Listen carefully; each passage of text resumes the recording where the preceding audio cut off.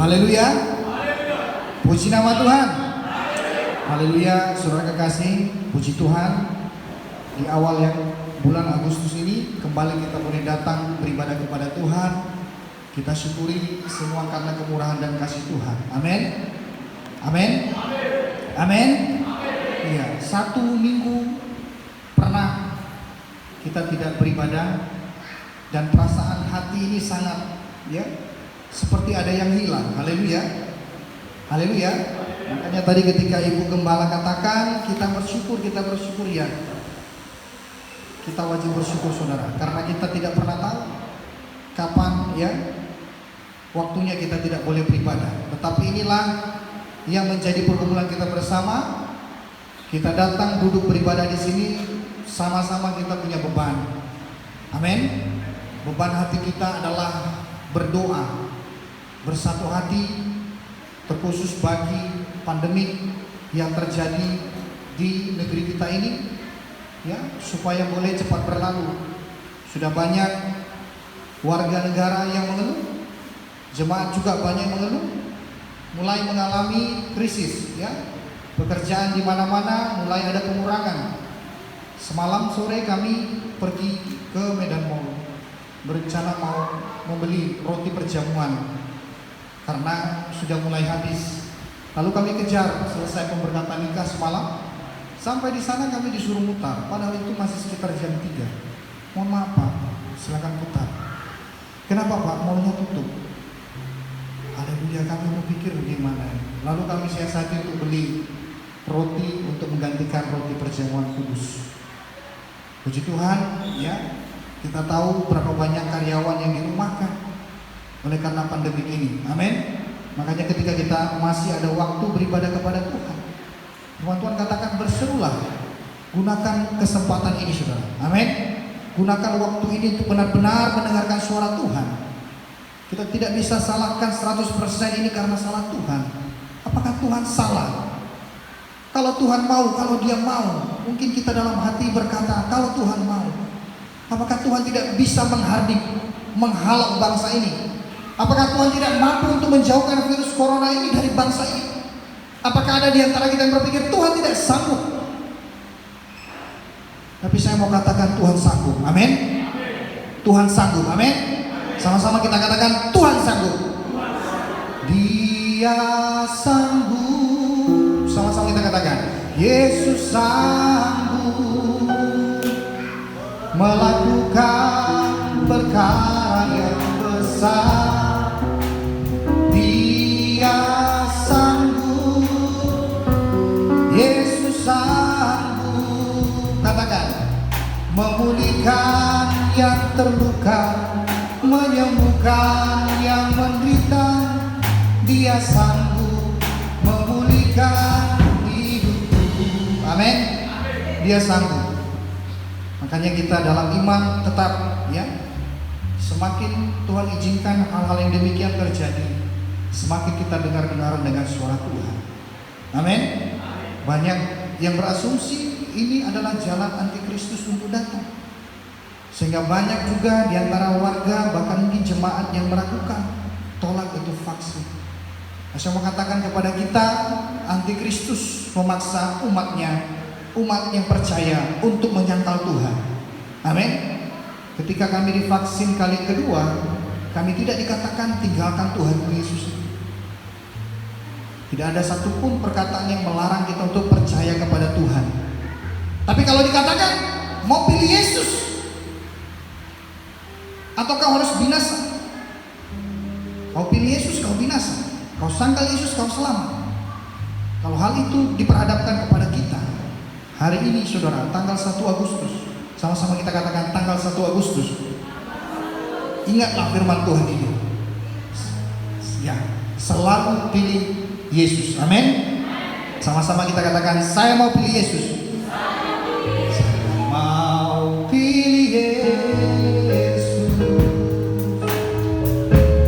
Saya mau pilih Yesus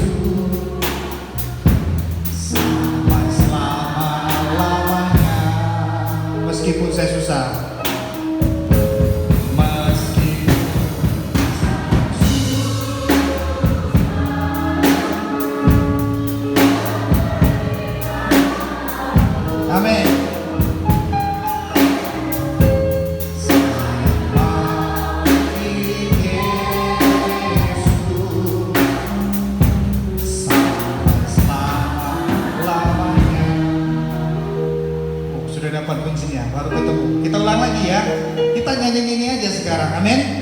Karena sudah terlalu banyak kabar buruk, kabar-kabar yang kurang baik ini membuat imun kita lemah, membuat kita takut. Jangankan virus corona, debu di depan jalan bisa bikin saudara pening, bisa bikin flu. Amin. Banyak-banyak bernyanyi. Ini kuncinya udah dapat. Saya rindu jemaat bangkit berdiri, kita nyanyikan lagu ini dengan sungguh-sungguh.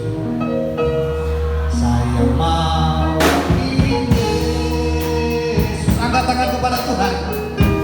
Saya mau Yesus sampai selama-lamanya. Sampai selama-lamanya. Meskipun saya susah, katakan ini hatimu.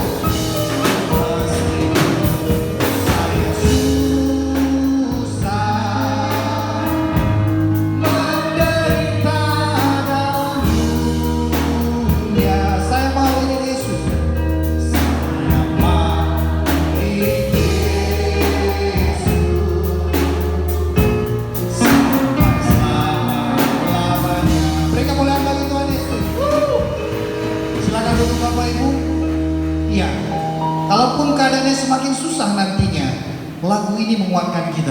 Amin. Amin. Sebab keluarga negara kita sebenarnya adalah keluarga negara surga. Jadi jangan takut. Di bumi, di dunia ini kita menderita, nggak masalah. Katakan samping kanannya, nggak masalah. Meskipun saya susah, katakan meskipun saya susah, saya tetap ikut Yesus. Amin. Amin. Karena dia juga sudah pilih kita, saudara.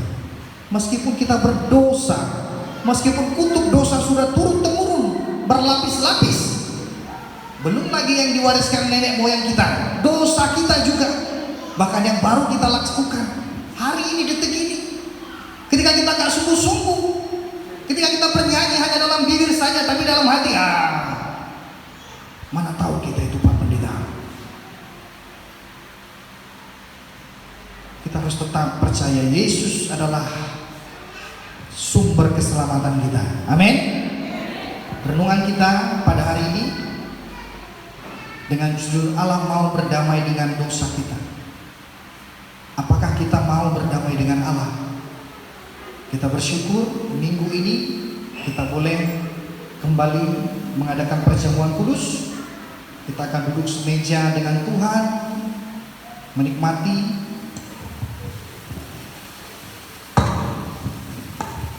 roti yang melambangkan tubuh Yesus, dan kita menikmati anggur yang melambangkan darah Yesus. Sebelum kita menikmatinya dalam hati, mari imani. Amin. Jangan ada yang ragu-ragu. Jangan ada yang berkata, Pak, jangan-jangan ada corona. Corona kalah dalam nama Yesus. Amin. Jangan-jangan ada virus, Pak. Virus kalah dalam nama Yesus. Amin. Beri kemuliaan bagi Tuhan Yesus.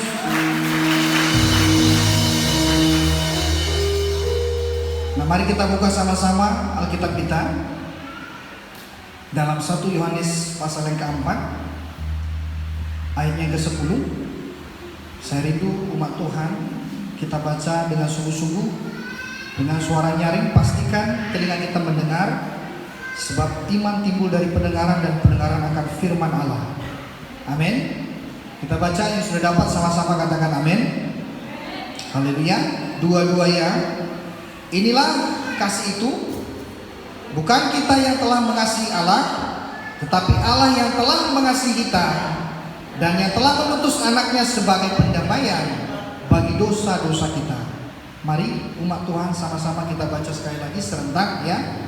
Perhatikan ketika kita baca firman Tuhan, kita sedang bicara dan kita sedang membangkitkan roh kita supaya kita tahu kebenaran itu. Nah, kalau kebenaran itu sudah ada di dalam kita, maka apapun yang terjadi, kita akan hadapi dengan kebenaran yang sudah Tuhan berikan. Amin. Kita baca sekali lagi, pastikan semua kita membaca. Yang punya Alkitab kudus silakan.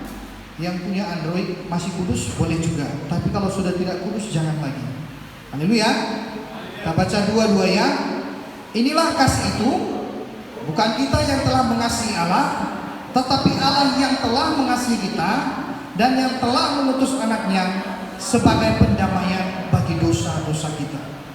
Saya teringat ada ilustrasi ini 3 tahun yang lalu dan mungkin juga kita masih ingat ya, berdamai kalau dalam 3 suku ini, suku Batak, suku Nias, dan suku apa, suku satu lagi, suku Jawa, ya.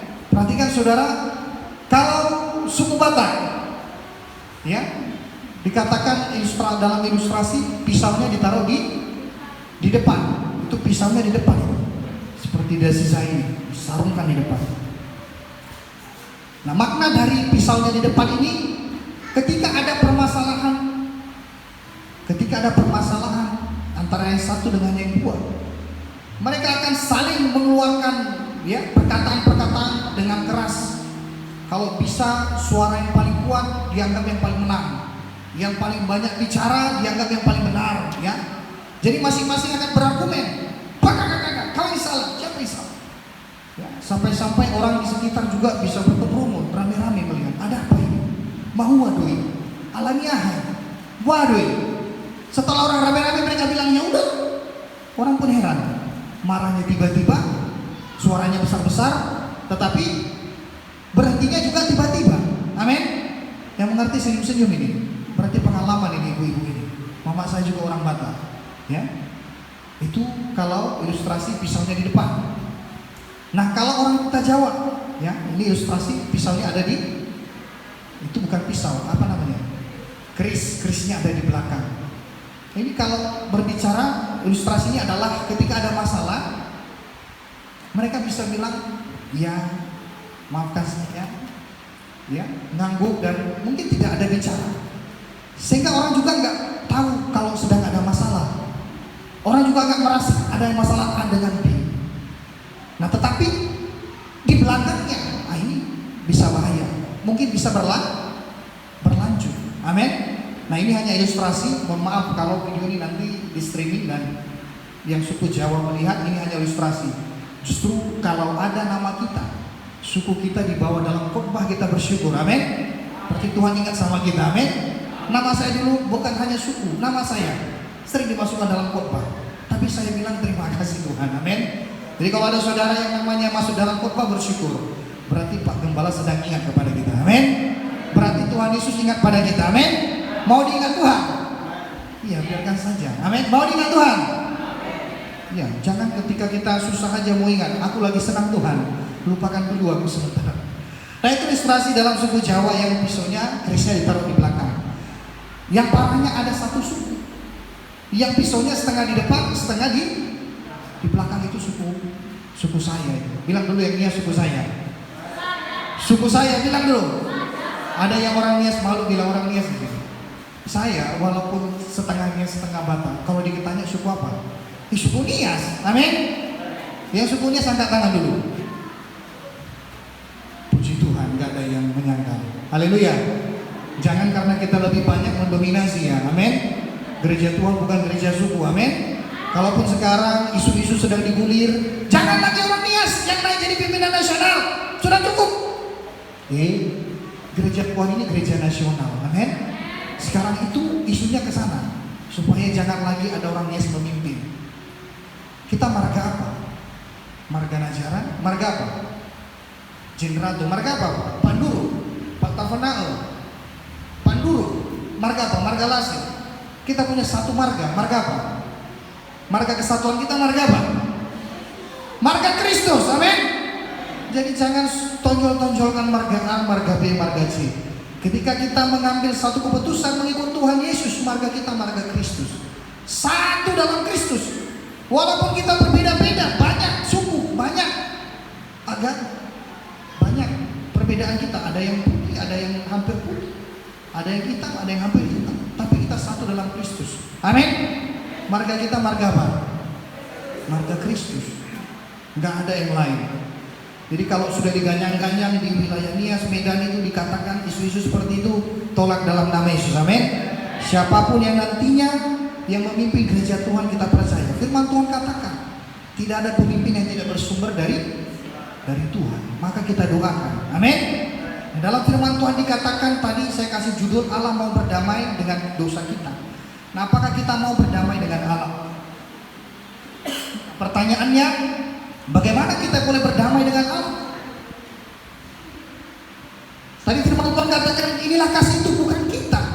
Kita berdamai berdamai dengan Allah bukan karena kita mengasihi Allah, tetapi yang telah terlebih dahulu mengasihi adalah Allah. Dalam Yohanes 3 ayat 16, begitu besar kasih Allah. Amin. Ini harusnya kita ingat semua ini, luar kepala dulu. Dua ya.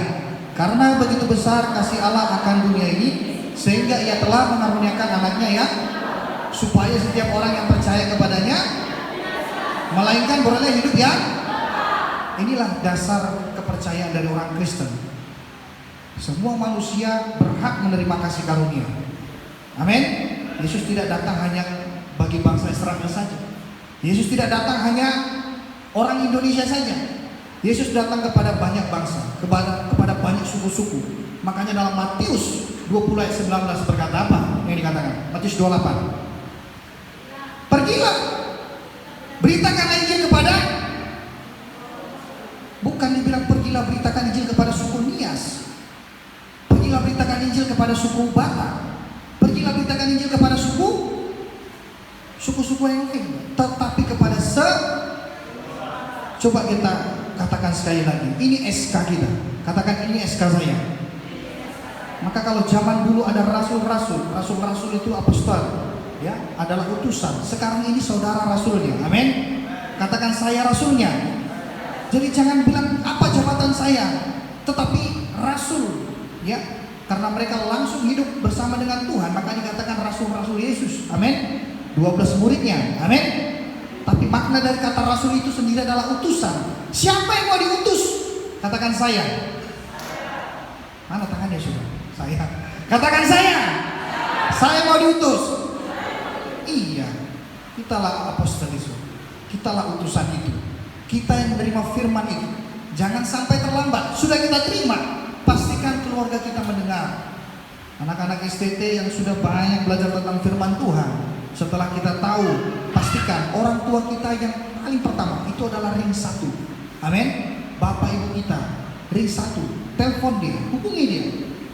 Ya, tadi pagi saya mendapat WhatsApp dari saudara kita Mas Nius. Ya, perlu saya katakan kepada ya hamba Tuhan, nanti juga dalam ibadah saya akan undang mereka untuk bangkit berdiri. Semalam kita sudah laksanakan pemberkatan nikah kudus ya atas pasangan suami istri Mas Nius Lasi dan Wirata Draha. Puji Tuhan, acara kita komitmen 1 jam selesai, betul selesai. Karena kita laksanakan dalam suasana PPKM, saya katakan jangan terlalu banyak ya. Memang kita sudah undang jemaat Tuhan, tapi ternyata keluarga juga banyak yang hadir sehingga ya kita cukup ramai juga semalam. Amin. Kita bersyukur. Dan setelah dia katakan, Pak, tolong doakan mama saya sedang sakit, saya langsung balas. Begitu dia WA langsung saya balas.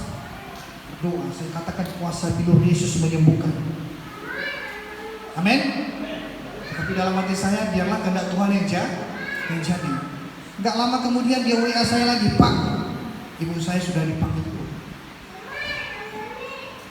Saya gak tahu mau bilang apa lagi saudara. Tetapi firman Tuhan mengingatkan saya, ya, bahwasanya segala sesuatu ada waktunya. Amin.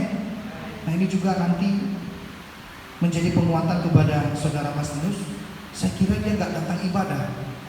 Tidak mudah untuk menjadi seperti Mas Nius ini, di mana dia dengarkan kabar di kampung orang tuanya sudah meninggal, tetapi dia tetap mau datang ibadah. Dia tahu hari Minggu ini adalah hari untuk Tuhan. Amin. Saudara Mas Nius, puji Tuhan ya, gak mudah seperti dia. Saya tahu ada banyak orang di luar sana yang punya 1001 alasan untuk tidak datang beribadah.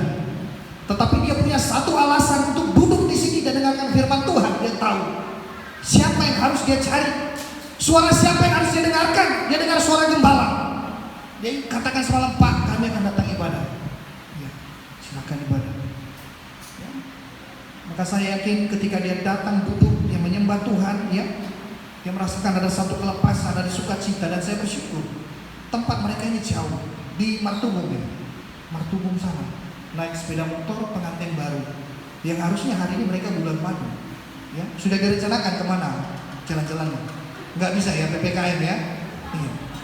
Tetapi mereka ambil keputusan hari ini datang ke rumah Tuhan. Bulan madunya di rumah Tuhan. Amin. Beri kemuliaan bagi Tuhan Yesus dulu. pemain drum kita senyum-senyum ini. Sepertinya semalam kena dia. Ketika timnya saya suruh maju ke depan sudah punya pasangan, saya bilang, mana pasangannya?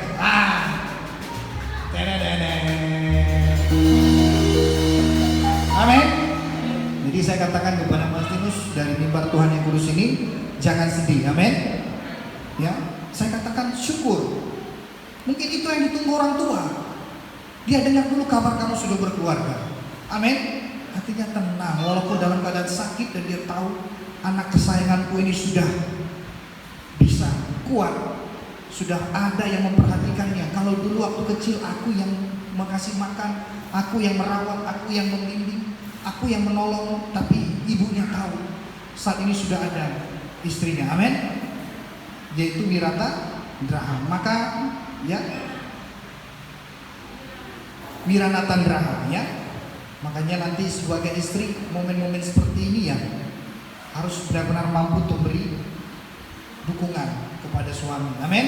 Saya bersyukur pasangan ini baru diberkati. Saya ingat dulu hal ini juga terjadi kepada saya. Begitu saya diberkati, ya saya diberkati. Pagi, malam, sampai malam juga ada acara syukuran. Besoknya kami tahu bulan madunya di mana? Kami bulan madu di KKR sekolah minggu. Ketika acara dimulai, kami jalan berdua, orang semua lihat kami. Ngapain pengantin baru ikut ibadah? Kami cuek aja. Istri saya langsung maju dari jadi worship leader. Padahal orang-orang tua akan kasih tanda kutip sama kami. Kok bisa jadi WL? Kok bisa mereka datang ibadah? Tapi kami tahu ya, kalau kami sudah terima berkat yang luar biasa, pemberkatan nikah yang luar biasa, keluarga yang luar biasa, undangan-undangan yang luar biasa hadir. Ya, kalau dalam kepercayaan Batak, Sonak Malela, kalau ketika ada pesta Sonak Malela itu ada hujan, itu artinya pestanya itu adalah pesta yang luar biasa. Pesta kami itu dahsyat sekali hujannya, itu teratak mau terbang. Saya udah sempat, aduh gimana? Tetapi saya lihat keluarga pada tersenyum. Kenapa? Itu sudah madede katanya. Pas lah itu baru pardede madede katanya. Itu kepercayaan dari orang Batak, tapi itu menenangkan hati saya. Amin. Jadi saudara Mas Tinus dan Wiranata, ya puji Tuhan apa yang kalian alami sudah kami lakukan dulu. Dan inilah kami saat ini ketika kami berani bayar harga, mengucap syukur kepada Tuhan. Ya Tuhan memberkati dengan luar biasa. Amin. Menjadi contoh juga buat pasangan-pasangan yang lain. Ketika ada undangan di rumah kerajaan, apa yang dia katakan? Aku baru beli kerbau, mau dicoba dulu. Aku baru beli tanah, oh aku baru menikah. Tetapi pasangan ini katakan, aku mau datang. Amin. Amin. Amin. Jadi saudara bersyukurlah kalau ada orang punya 1001 alasan untuk tidak datang ke rumah raja. Tapi kita punya satu alasan. Apa itu alasan kita? Hidup kita sudah diselamatkan. Amin. Allah mau berdamai kepada kita. Dan kita pun tentunya pastikan mau berdamai dengan Allah. Berdamai dengan Allah, pastikan kita juga sudah berdamai dengan diri sendiri. Allah sudah katakan, aku mengampuni dosamu. Tetapi apakah kita sudah melupakan? Kadang-kadang ada orang yang sudah diampuni Tuhan dosanya, masih saja datang kepada Tuhan dan bersujud, Tuhan, dosaku yang lama itu Tuhan masih kuingat-ingat. Perhatikan, itu pekerjaan iblis. Siapa yang percaya dosanya sudah ampuni? Angkat tangan kepada Tuhan. Yang percaya dosanya diampuni. Yang percaya, yang percaya, yang percaya, yang percaya, yang percaya. Beri kemuliaan bagi Tuhan Yesus. Amin. Dosamu sudah diampuni. Amin. Percaya. Kalaupun suatu ketika engkau datang berdoa kepada Tuhan, berlutut di hadapan Tuhan, menangis, tiba-tiba dosamu datang mengingatkanmu, itu bukan Tuhan tidak mengampunimu, tetapi iblis berusaha untuk menghakimimu kembali, mengingatkanmu dengan dosa-dosamu. Kau pernah curi baju temanmu, kau pernah curi uang temanmu, kau pernah mengata-ngatai, tapi kau udah minta ampun sama Tuhan. Amin. Kalau iblis sedang melintas saat kau berdoa, yang kita lakukan adalah tolak dia. Amin. Karena iblis ini mau mengintimidasi kita. Satu hal yang dia mau, kita kembali kepada dosa dari mana kita Tuhan angkat. Haleluya. Sebab orang-orang yang terangkat dari dosanya, itu adalah titik kelemahannya yang paling dikejar iblis. Makanya jangan biarkan titik itu diketahui iblis, apalagi pagi dia kembali di sana. Firman Tuhan katakan kalau ada orang yang sudah selamat, dosanya sudah diampuni, dan dia temukan hatinya kosong karena tidak ada ibadah, kosong karena tidak ada firman, kosong karena tidak ada persekutuan. Dia datang kepada hamba Tuhan minta ampun, dosanya diampuni, jadi dia imani. Tetapi iblis itu kembali, dia lihat orang tadi sudah kosong hatinya, kosong, tidak punya firman, tidak punya penangkal. Makanya dia panggil lagi 7 roh lebih jahat. Haleluya, amin. Jadi kalau kita hari ini akan menerima perjamuan kudus, berbicara kita mengingat kembali karya penyelamatan Tuhan Yesus di kayu salib. Yang harus kita lakukan ketika dosa yang lama menghakimi kita, iblis mengingatkan kita, katakan enyahlah kau iblis. Sama-sama kita katakan enyahlah kau iblis. Dua-dua yang kasih jarinya saudara, amin. Kita harus mampu mengintimidasi iblis dalam pemikiran kita, amin. Kalau sudah pemikiran kita mulai ngaco-ngaco, kadang-kadang musik-musik TikTok ini hati-hati loh saudara, muda-mudi saya katakan. Musiknya itu memang sepertinya lucu dan tidak bawa kita dalam dosa. Tapi kalau itu sudah pagi bangun malam mau terdengar kita nadanya itu, tolak dalam nama Yesus, amin. Nada yang ada dalam hati kita harus nada dengan nada yang ada dalam hati kita harus nada dengan iya, sudah kita nyanyikan itu. Saya rindu lagu itu dibawa kembali. Nyanyian-nyanyian dalam hati kita harus senada dengan surga. Musik TikTok itu senada dengan surga. Yang mungkin iseng-iseng kita mau ekspresikan. Sebenarnya tujuannya adalah gua juga bisa, saya juga bisa. Tapi Tuhan tuntut kita berbeda dengan dunia. Amin. Katakan saya mau hidup berbeda dengan dunia. Wih, katakan saya mau hidup berbeda dengan dunia. Iya, beri kemuliaan bagi Tuhan Yesus. Sekali lagi, jangan takut untuk berbeda. Boleh iseng-iseng, ya, tapi harus pengendalian diri juga. Kalau saya sarankan jangan. Pagi-pagi udah teringat TikTok itu. Saya dengarkan itu enak lagunya. Saya hanya melihat ekspresinya. Lama-lama nada itu muncul di pemikiran saya. Wah, ini nggak penyembahan lagi saya. Harus tetap jaga hati kita, amin. Iblis mau kuasai pikiran kita dulu. Iblis mau menghakimi kita lewat pemikiran kita, lewat dosa-dosa kita. Makanya kalau kita mau berdamai dengan Allah, pastikan kita sudah berdamai dengan diri kita, berdamai dengan segala dosa-dosa lama kita. Jangan diungkit-ungkit lagi. Dosa itu seperti mayat, bangkai yang sudah mati dikubur. Ketika kita berdamai, menerima lahir baru, dibaptis, lalu saudara datang dan ungkit-ungkit itu dosa, ungkit-ungkit kesalahan, pasti baunya itu luar biasa. Ya, tidak ada yang bangkai itu yang sudah mati kalau ditalam tidak bau, pasti bau. Amin. Karena itu jangan biarkan iblis menyebarkan aroma bau itu. Satu hal yang kita katakan, ikuti cara Yesus. Katakan samping kiri kanannya, ikuti cara Yesus. Lebih sungguh-sungguh katakan samping kiri kanan, ikuti cara Yesus. Katakan kepadanya, enyahlah kau iblis. Amin. Bukan temannya. Tuh, temannya apakah temannya? Iblisnya, amin. Boleh tunjuk ke saya, jangan tunjuk temannya. Ntar dia bilang, oh, pulang gereja ini nanti apa? Lu bilang gua enyahlah kau iblis. Katakan kepada iblisnya, amin. Iblis itu suka menghakimi. Nah, yang kedua, kita harus berdamai dengan sesama. Ya, berdamai dengan Allah. Kita harus mampu berdamai dengan diri sendiri, nggak ingat-ingat lagi kesalahan kita. Lalu kita berdamai dengan sesama kita.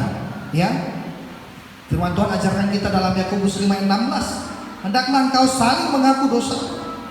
Kadang-kadang kalau kita mau berdamai dengan orang lain, cara yang terbaik adalah kita hampiri orangnya dan katakan, maaf, kemarin aku sudah salah. Aku tahu perkataanku ini menyakiti hatimu. Maafkan aku. Pengakuan kita duluan. Amin. Amin. Kadang-kadang kita mau berdamai dengan orang, kita datangi orangnya, dia bilang, kenapa kau bilang begitu? Wah, kalau kita sudah datang seperti itu sama orang lain, saudara, ya, kenapa kau bilang begitu? Maka yang terjadi adalah pembelaan diri. Orang itu pun nggak merasa bersalah. Wah, ini mau serangan ini. Sudah didatangi saya dengan pertanyaan itu. Makanya orang yang menjawab juga pasti akan marah, pasti akan naik tensi. Ya, tetapi kalau kita datang dengan saling mengaku dosa, saling mengaku kesalahan, ya, itu adalah kedatangan seorang hamba Tuhan yang mau berdamai. Amin. Berdamai dengan Allah. Pastikan kita berdamai dengan diri kita. Pastikan kita berdamai dengan sesama kita. Firman Tuhan juga katakan, kalau mau memberikan persembahan kepadanya, pergi dulu, pulang dulu, berdamai dulu. Amin. Amin. Berdamai dulu. Kalau mau kasih persembahan, mau kasih perpuluhan, kita ingin ada sesuatu hal yang menghakimi kita, maka pastikan kita mengampuninya. Atau paling tidak dalam hati kita doakan orangnya, sebut namanya, katakan kepadanya, Tuhan, aku mengampuni si anu, si anu, si anu. Selesai ibadah ini nanti saya akan pergi dan menjumpainya. Amin. Pastikan kita berdamai dengan Allah. Kita harus berdamai dengan diri kita sendiri, dan kita hendaknya berdamai dengan sesama. Nah, hari ini kita akan masuk dalam perjamuan kudus. Saudara, tetap persiapkan hati kita. Barangkali ada di antara kita yang belum mengerti kenapa harus perjamuan kudus. Dalam bahasa Yunani, perjamuan artinya ekaristis, yaitu mengucap syukur kepada Tuhan, berterima kasih kepada Tuhan. Kita masuk dalam perjamuan kudus. Biasanya banyak orang menganggap ini adalah ritual biasa saja. Ya, dalam gereja-gereja lain dianggap ini adalah hanya ritual. Tetapi bagi kita, bagi orang yang percaya, melakukan perjamuan kudus adalah melakukan kebenaran firman Tuhan. Amin. Orang yang mau makan perjamuan kudus, orang yang sudah mengerti firman Tuhan, orang yang sudah paham, dan orang yang mau melakukan kebenaran firman Tuhan. Amin. Dalam 1 Korintus pasal yang ke-11 ayat yang 26 dikatakan, sebab setiap kali kamu makan roti ini dan minum cawan ini, kamu memberitakan kematian Tuhan sampai Ia datang. Kenapa kematian Tuhan harus kita beritakan dari zaman ke zaman, dari tahun ke tahun, dari masa ke masa? Kenapa kita harus sampaikan? Dulu pernah saya katakan, kalau Yesus lahir, apa artinya? Yesus lahir, nubuatan digenap. Yesus lahir. Yesus mati, dosa saya diampuni. Yesus bangkit, apa?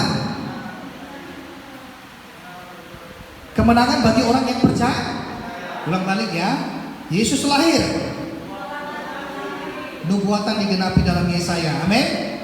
Yesus mati, dosa saya diampuni. Makanya kita harus setiap kali memberitakan, mengingatkan tentang kematiannya, karena dalam kematian Yesus adalah satu pengorbanan besar, di mana Ia membuktikan kasihnya yang begitu besar, nyawanya Dia berikan kepada saya dan saudara. Amin. Artinya dosa kita diampuni. Amin. Yesus bangkit, menang. Orang percaya itu menang. Kenapa menang? Karena dia tahu, ya, kalau Yesus mati, Yesus tidak bangkit, sia-sialah kepercayaannya. Murid-murid mengatakan, sia-sialah kami beritahukan Injil ini kalau Yesus itu nggak bangkit. Tetapi karena Yesus bangkit, maka orang percaya jadi menang. Amin. Imannya jadi semakin bertumbuh. Amin. Yesus naik ke surga, menyediakan tempat. Yang mau tempatnya disediakan di surga, katakan sungguh-sungguh. Karena perkataan kamu dibenarkan, dan karena perkataan kamu akan dihukum. Amin. Yesus naik ke surga. Sama-sama kita katakan, menyediakan tempat bagiku. Amin. Beri kemuliaan bagi Tuhan Yesus. Dengan melakukan perjamuan kudus, duduk semeja dengan Tuhan, mengenang pengorbanan Tuhan, kematiannya di Golgota, pengorbanannya. Sebelum Yesus disalibkan, Dia mengambil roti lalu memecah-mecahkan, mengambil cawan lalu menuang anggur, dan Dia katakan, perbuatlah ini. Makanya sampai sekarang kita harus perbuat ini. Amin.